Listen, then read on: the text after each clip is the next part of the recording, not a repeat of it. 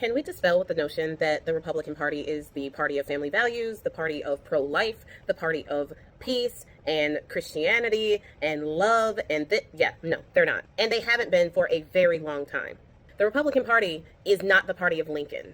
They are the party of the Dixie Democrats that fought to keep the slaves. The No Kings protest was a huge success. But as many of us had thought, people of the Republican Party, with their values and ideology, sought to ruin it by unaliving massive amounts of people. In Utah, there was a 24-year-old man who brandished a rifle that allegedly he was planning to use to mass unalive people, and one of the peacekeepers shot 3 shots at him.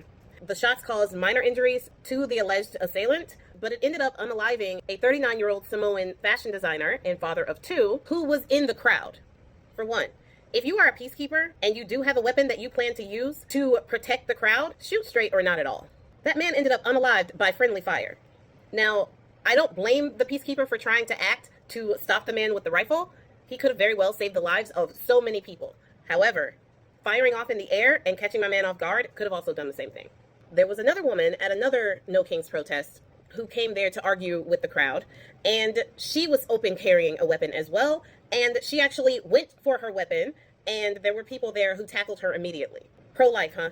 So one of the biggest stories from Saturday is the unaliving of Melissa Hortman and her husband, Mark. They were unalived by a man pretending to be a police officer. He had a police officer's outfit with the utility belt and a lot of the gear that police officers use. He had a very realistic mask on his face, which kind of looked like a Mike Myers mask to me, but whatever.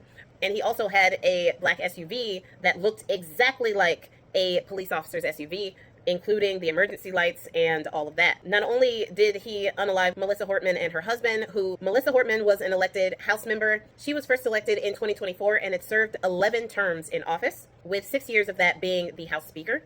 The man who unalived her also wounded 2 other Democratic elected officials. John and Yvette Hoffman were also wounded, with John being hit 9 times and Yvette 8 times. Yvette actually dove in front of her daughter to save her daughter from being hit. She succeeded in that. Her daughter was not hit. Yvette is healing, and John has undergone spinal surgery after that incident. He is healing as well. They both seem like they're going to make it. The assailant in that case was caught about 42 to 48 hours later in the woods. That was the biggest manhunt in Minnesota history. They had cops from numerous precincts, SWAT, the FBI, federal agents, the community got involved with tips and things like that. It was all hands on deck, and they found him. The state is charging him with first-degree murder, and also federal prosecutors, who usually don't have jurisdiction over stuff like this, is also charging him with 2 counts of murder. Now, the reason why federal prosecutors have jurisdiction over this case is because in their car, they found that he had a list of 70 names of people that he wanted to unalive.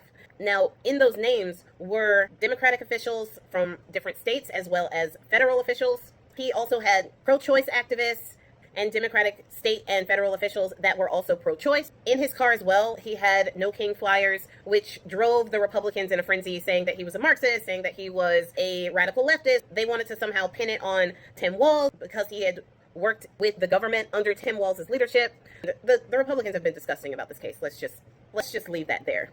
But it is speculated that he had planned on kind of disappearing into the No Kings crowd after he had unalived the people in Minnesota that he was going after. Authorities are saying that there isn't enough evidence to know where his political ideologies are. The fact that he is specifically targeting people that are pro-choice is a good indication that he is part of the so-called pro-life crowd.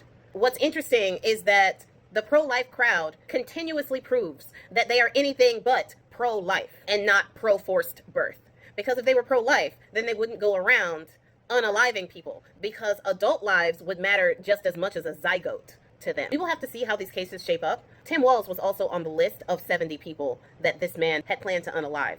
And the Republicans, instead of coming together to care about the life that was lost and the lives of the people on the list, they're just creating chaos and firing up their base to practically cheer on the guy that did the crime.